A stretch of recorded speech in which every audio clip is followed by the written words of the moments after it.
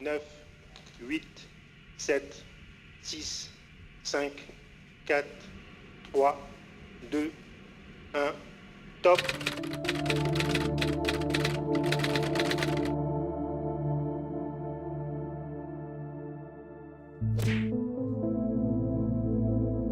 Une fusée, aussi appelée lanceur, est un véhicule permettant d'acheminer dans l'espace des objets fabriqués par l'homme. Entre autres charges utiles sont notamment lancés des satellites de télécommunication, des sondes comme Rosetta, des télescopes spatiaux comme Hubble, voire même des éléments permettant de soutenir la vie humaine dans le vide spatial comme l'ISS. Au cours de sa mission, un lanceur traverse plusieurs phases. D'abord le décollage, ensuite la phase propulsée pendant laquelle les moteurs fournissent la poussée, enfin la phase balistique au terme de laquelle la charge utile se sépare du lanceur. La phase propulsée elle-même s'effectue d'abord dans l'atmosphère. C'est la phase atmosphérique, les effets de l'air se faisant ressentir jusqu'à environ 100 km d'altitude.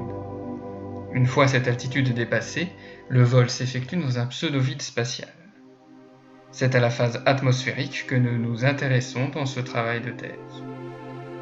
Pendant la phase atmosphérique, la fusée est soumise à diverses forces et perturbations. La force de gravité tend à la faire retomber sur Terre, elle s'exerce au centre de gravité. La force de poussée la propulse le long de sa trajectoire, elle s'applique au centre de poussée. La poussée est orientable au moyen de vérins qui bougent la tuyère. Les forces aérodynamiques, enfin, qui s'opposent au déplacement de la fusée. Elles s'appliquent au foyer aérodynamique, elles disparaissent en l'absence d'air. Leurs normes et orientations par rapport au corps du lanceur dépendent de la vitesse relative et de l'angle que forme le lanceur par rapport au flux d'air. C'est l'angle d'incidence.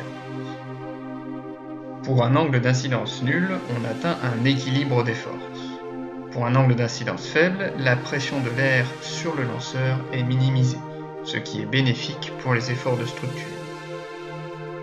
Pour un angle d'incidence trop élevé, on risque la destruction du lanceur. Mais cet équilibre est difficile à tenir, notamment à cause de la force générée par le vent sur le lanceur. Le pilotage d'un lanceur consiste à établir une loi de commande F liant l'angle de tuyère à appliquer β en fonction de l'angle d'incidence alpha. Pour simplifier, si alpha augmente, la loi de commande F doit renvoyer une valeur de β permettant de contrer l'augmentation de alpha. Cependant, l'angle d'incidence n'est pas disponible à bord du lanceur, car il dépend de paramètres inconnus tels que la vitesse du vent. On établit donc une loi à partir d'autres paramètres du lanceur.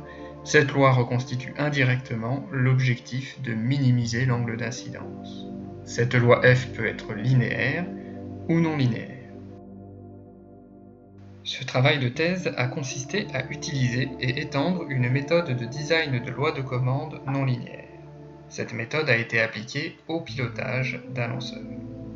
L'objectif a été d'apporter des garanties sur le respect de l'incidence maximale admissible en présence de vent et de phénomènes perturbateurs tels que les flexibilités du lanceur. Mais c'est l'heure du décollage. 5, 4, 3, 2, 1, top. Allumage Vulcain. Allumage UAP, décollage.